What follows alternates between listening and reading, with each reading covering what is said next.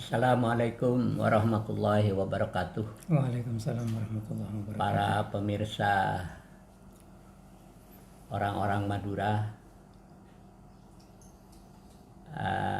dalam kesempatan ini saya mengundang kiai muda, tokoh muda. Beliau ini adalah pengasuh pondok pesantren Darul Hikmah Langkap, juga sekretaris Majelis Ulama Indonesia Kabupaten Bangkalan. Juga beliau ini aktivis Badan Silaturahmi Ulama Pesantren Madura.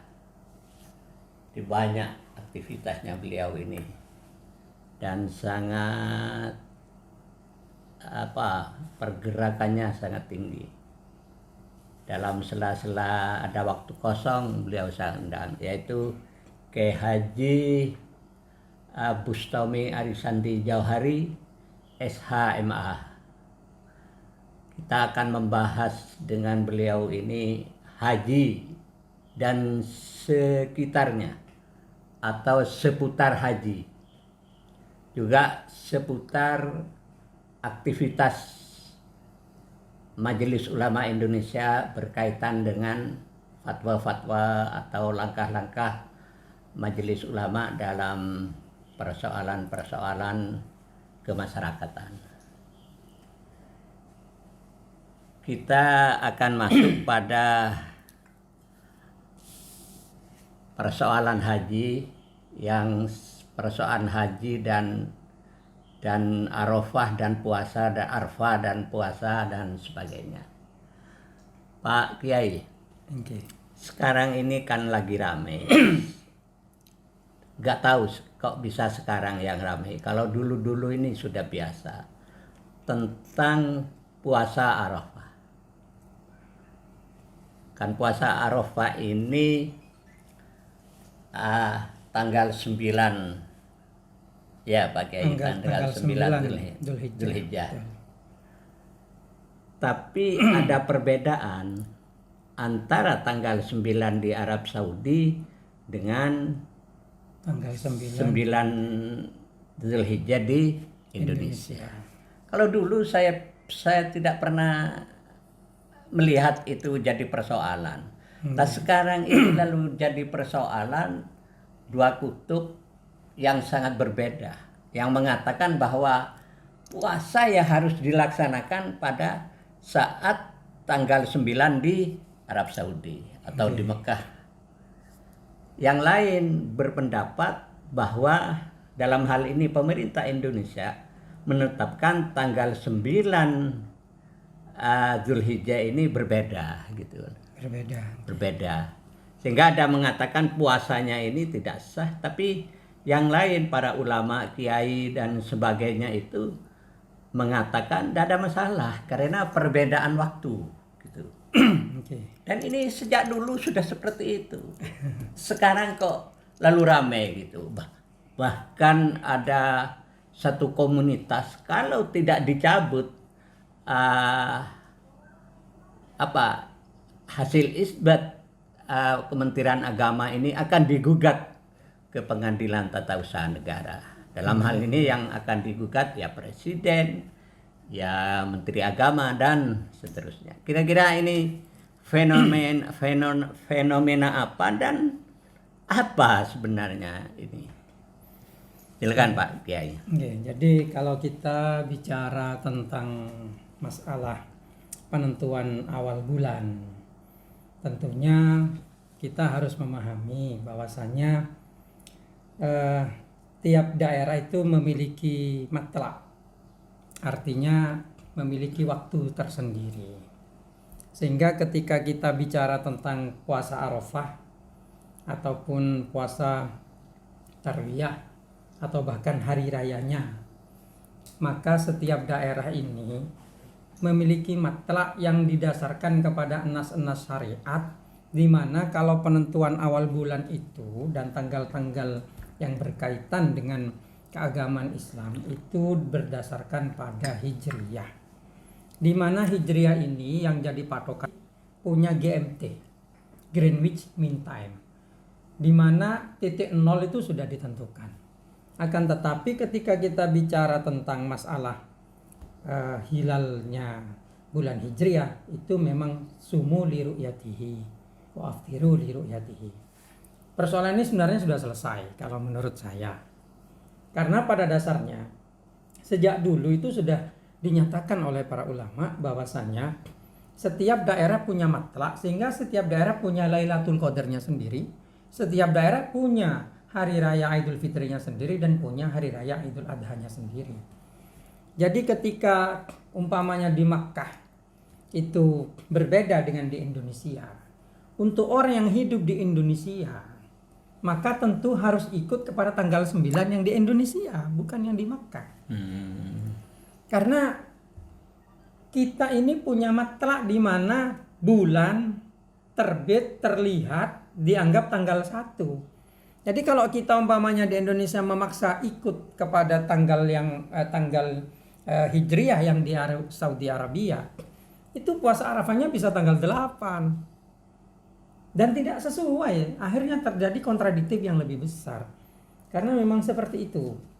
Kita itu berada di bumi yang memang punya manazil yang berbeda. Sehingga ketika kita bicara tentang Shaumu Ramadan umpamanya, Ramadan di sini dengan di Arab Saudi berbeda, ya kita yang hidup di sini harus ikut yang di sini. Begitu juga dengan Yaumu Arafah.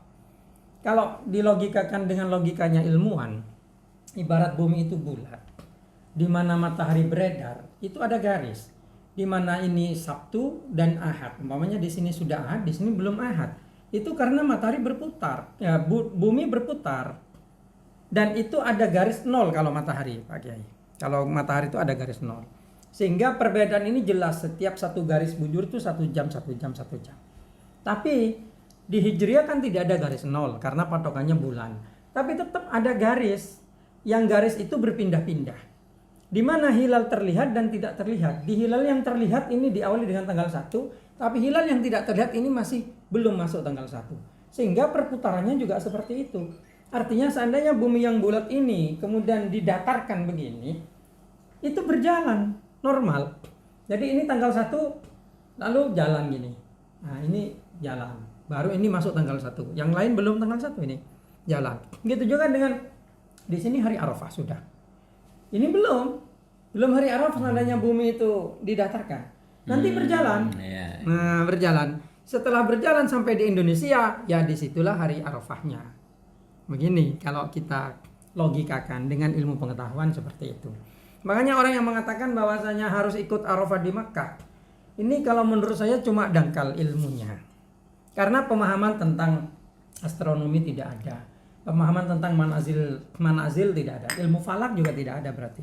Dia hanya pakai logika karena di hari itu orang haji berangkat ke Arafah, maka semua di seluruh dunia harus puasa hari Arafah. Oh, tidak seperti itu kalau hari.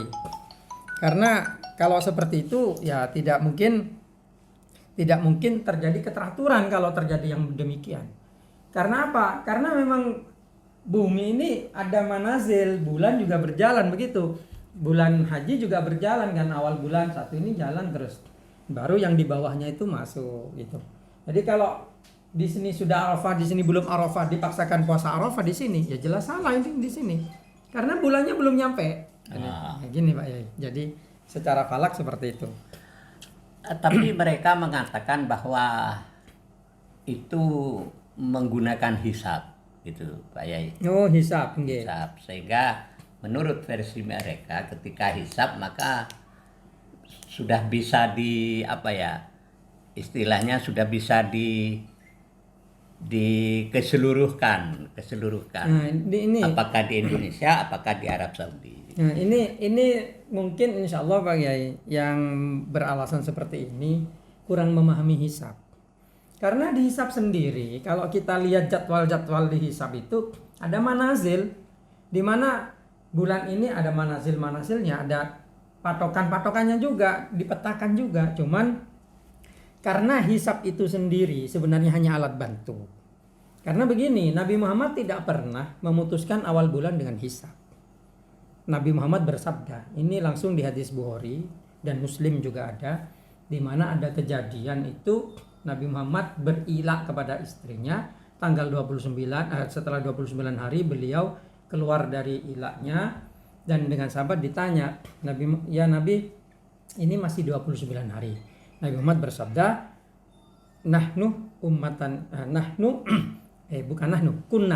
kunna ummatan ummiyatan. Kita ini umat yang ummi, tidak bisa tulis, tidak bisa baca. La naktubu wa la nahsibu, kata Nabi. Saya tidak bisa nulis, tidak bisa menghitung. Asyahru hakada wa hakada. Satu bulan itu 30 hari atau 29 hari. Ini yang pertama. Jadi hitungan patokan awal satu bulan itu 29 dan 30. Kemudian di hadis lain dijuntukan, kalau dalam ilmu hukum ini digabungkan dengan hadis lain, sumu li ru'yatihi wa aftiru li ru'yatihi fa in gumma alaikum fa akmilul iddata sya'ban 30. Puasalah karena engkau melihat bulan. Bermokel atau berbuka puasa, tidak puasa berhari rayalah kalau engkau melihat bulan. Bukan nahsibu menghitung bulan, bukan. Nah, jadi kalau bulan ternyata dimendungkan dengan Allah Ta'ala kepada kita, ya sempurnakan bulan Sa'ban itu 30 hari. Jadi dari konteks ini, ilmu hisab itu adalah ilmu yang sudah sangat tua. Tapi kenapa Nabi Muhammad tidak memakai hisab di waktu itu?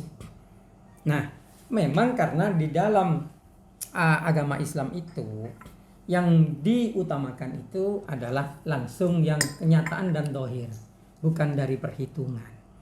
Maka dari itu pun beda. Artinya beda ketika di Madinah umpamanya terjadi ru'yah, tapi di satu daerah yang beda matlak tidak terjadi ru'yah. Di hari itu di akarnya para sahabat itu dijelaskan bahwasanya yang melihat bulan silakan berpuasa atau berhari raya, yang tidak melihat bulan ya tetap dianggap tidak.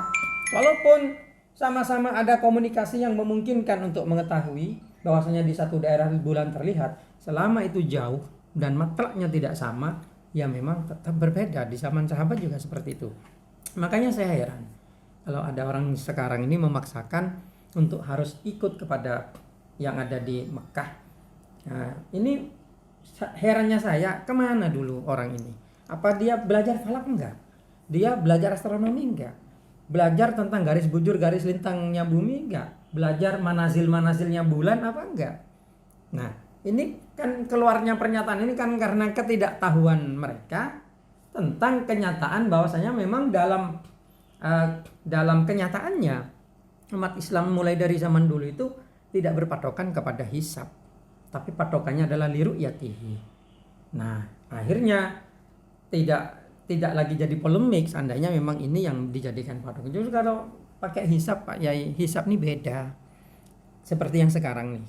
Sekarang ini hisab yang makai Fathur Rafil Manan, Sulamun Niren, Badiatul Misal, Ittifaqutatul Bain, itu semuanya menunjukkan bahwasanya hilal itu irtifa itu di angka 4 derajat.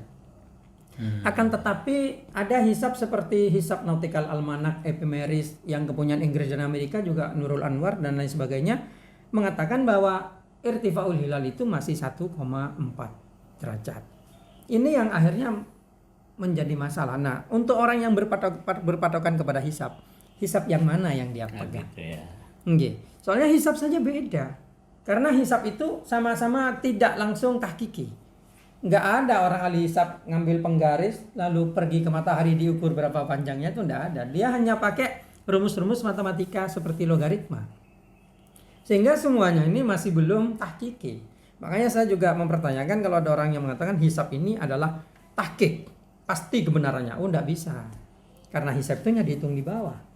Sedangkan kebenarannya sama-sama tidak tahu apa itu benar atau tidak. Ya, akhirnya hisab itu beda juga. Menarik memang fenomena ini yang membuat kita sering berbeda hari raya karena banyak sistem hisab yang dipakai dan ini tidak sama ini. Hasilnya pun tidak sama. Semuanya ngaku yang paling benar. Tapi mana yang benar-benar benar? Wallahu a'lam bishawab jawabannya. Ada juga yang mengatakan, kenapa wong sekarang ini teknologi teknologi sudah canggih, terus bisa dihisap tentang bulan dan lain sebagainya. Ngapain kok masih pakai ru'yat? Nah, ini sebagian orang begitu. Nah, kembali kepada tadi, jadi masalah ru'yat dan hisab itu sebenarnya terlambat untuk diperdebatkan. Gitu ya. Karena ru'yat ini hakiki, kenyataan, terlihat dengan mata langsung. Hisab ini hanya memperkirakan, hanya menghitung kemungkinan dan menghitung muncul apa enggak. Kebenarannya tidak bisa dipertanggungjawabkan hisab ini. Walaupun canggih seperti apapun. Kenapa? Karena masih belum ada orang ahli hisab yang mengukur jarak dari bumi ke bulan atau jarak dari bumi ke matahari secara langsung, Pak Kiai. Mereka hanya mengukur dari cahaya. Kecepatan cahaya sekian, berat dari matahari ke bumi itu 7 detik, sekian. Berarti dengan menghitung kecepatan konstantanya cahaya, berarti jarak dari matahari ke bumi sekian. Ini perhitungan perkiraan ini, bukan kenyataan. Karena mereka harus memperhitungkan juga ruang angkasa, kemudian badai ruang angkasa, dan kemudian partikel-partikel ruang angkasa. Yang ini tidak bisa kemudian dianggap sebagai kenyataan. Ini perkiraan sebagai juga. satu kepastian. Tapi kalau ru'yat yang sudah terlihat tidak usah diragukan. Jadi lebih aman memang pakai ru'yat. Kenapa? Tidak usah hitung. Kalau ru'yat itu begitu terlihat ya itu sudah selesai. Kalau hisab kan dihitung, nanti salah dikoreksi. Coba kalau kita belajar hisab, karena saya juga belajar hisab Pak Kiai. Ada takdir, dikoreksi. Nanti gerhana bulan, jarak antara hasil kita dengan gerhana yang mar'i, yang kelihatan, dihitung lagi. Ada berapa jarak. Kemudian nanti tahun lagi begitu lagi, dikoreksi terus. Hisab semuanya begitu Pak Kiai. Makanya saya curiga di yang hisab sekarang ini yang mengatakan hanya 1 derajat H1,4. Saya memang agak curiga ada yang masalah dengan hisabnya.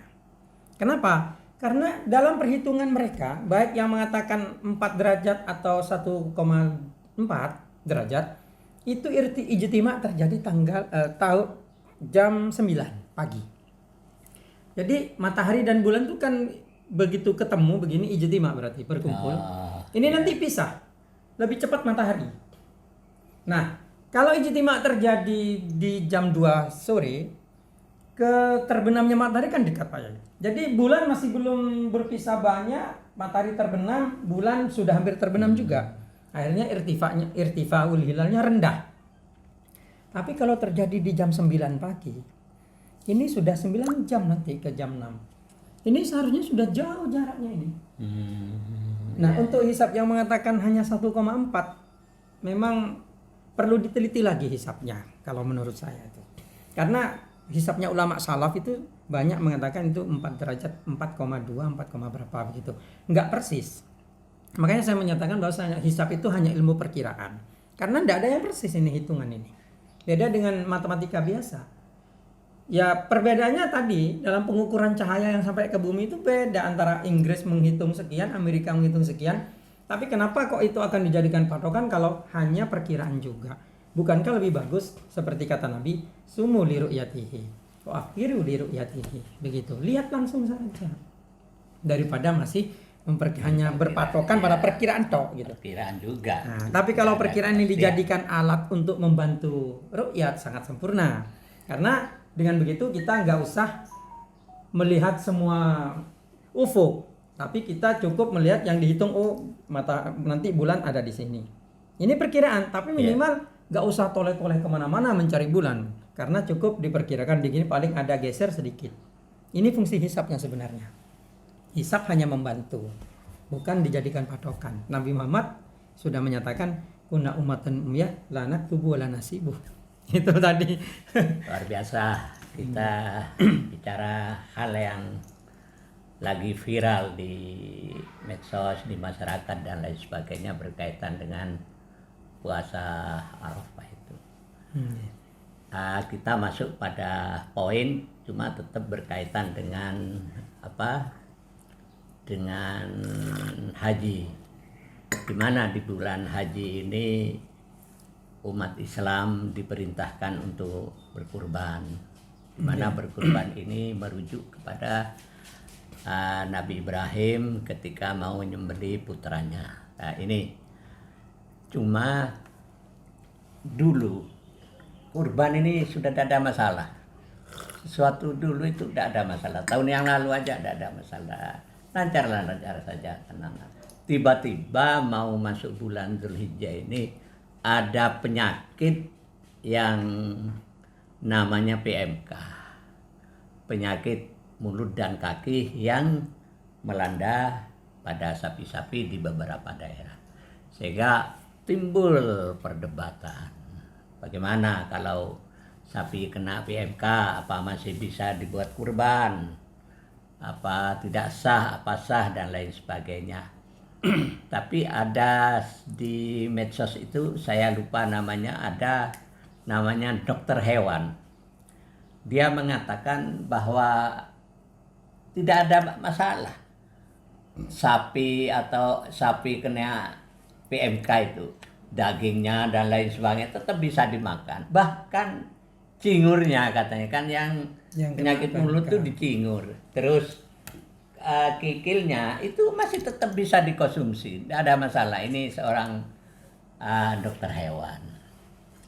Sehingga gimana sebenarnya konteksnya ini dengan kurban?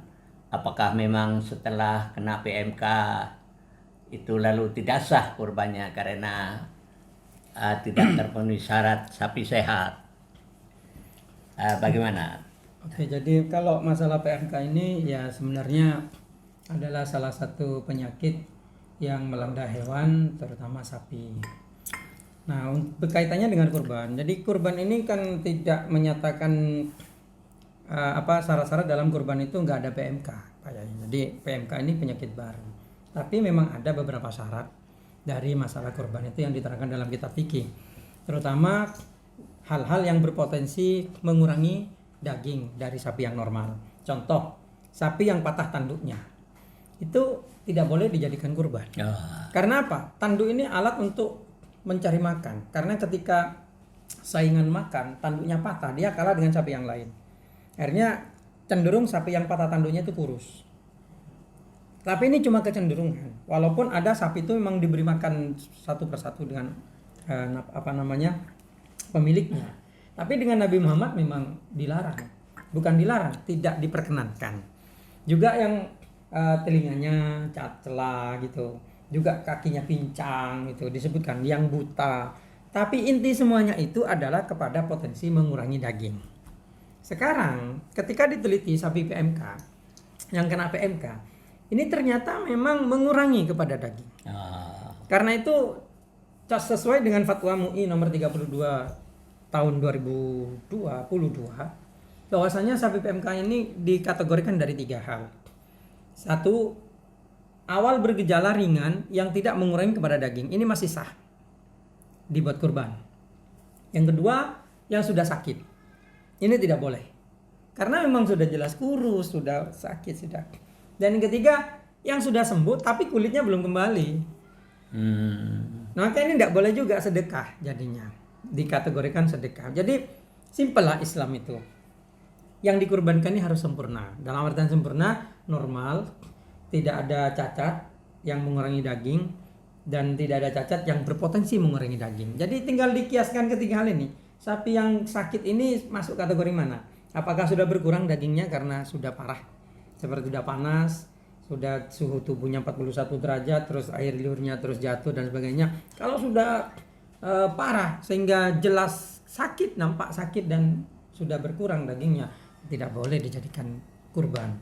Tapi kalau masih sedikit, artinya muncul mungkin satu gejala tapi masih awal, masih inkubasi, belum sampai mengurangi daging, tidak ada masalah.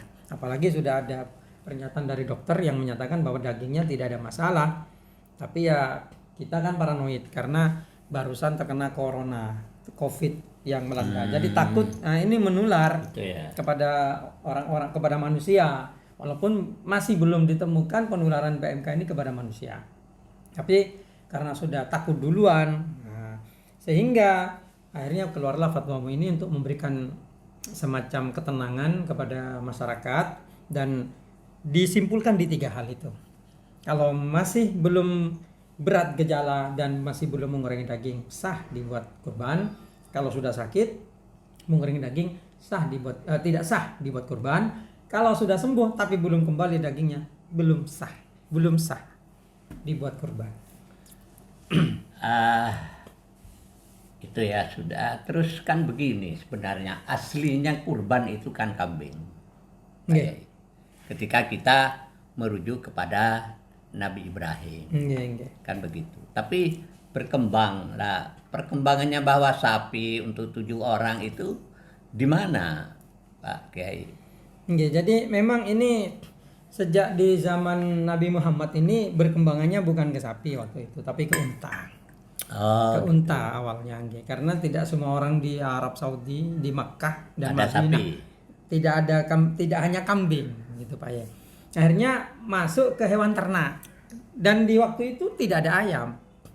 Mungkin seandainya ada ayam bisa jadi Nabi Muhammad menyatakan ayam bisa, tapi masalahnya waktu itu di zaman Nabi itu tidak ada ayam.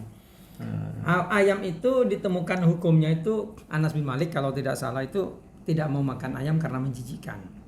Nabi Muhammad tidak makan dhab. Dia kalau kiai-kiai memaknai kitab itu biawak. Tapi saya lihat kalau di Google tuh yang dhab itu bukan biawak tapi semacam hewan gurun. Nah, itu Nabi Muhammad tidak memakan hewan gurun itu, tapi bukan karena haram, tapi karena menjijikkan. Nah, masalahnya sekarang sapi ini tidak ada di zaman Nabi itu, tidak kaprah lah. Cuma ada di beberapa daerah yang mungkin ada begitu. Tapi yang banyak unta. Akhirnya ketika ceritanya itu dengan Nabi Ibrahim itu adalah kambing. Nah, sahabat-sahabat kan bingung nih, tidak semuanya punya kambing kan gitu. Yang punya unta lebih besar malah. Iya. Nah, akhirnya ya unta ini dia hukumi melebihi kambing dengan bisa untuk kurban orang. Sehingga sapi pun akhirnya seperti itu. Itu di masa sahabat, bukan di masa Nabi. Di masa Nabi sudah ada contoh gitu. yang unta. Yang unta sudah ada contoh. Nah, kemudian dikiaskan yang lain. Itu semoga bermanfaat dan terima kasih Pak Kiai. Iya, sama-sama. Atas waktunya yang diberikan kepada kami. Itu wallahul muwaffiq ila aqwamit thoriq. Wassalamualaikum warahmatullahi wabarakatuh. Waalaikumsalam warahmatullahi wabarakatuh.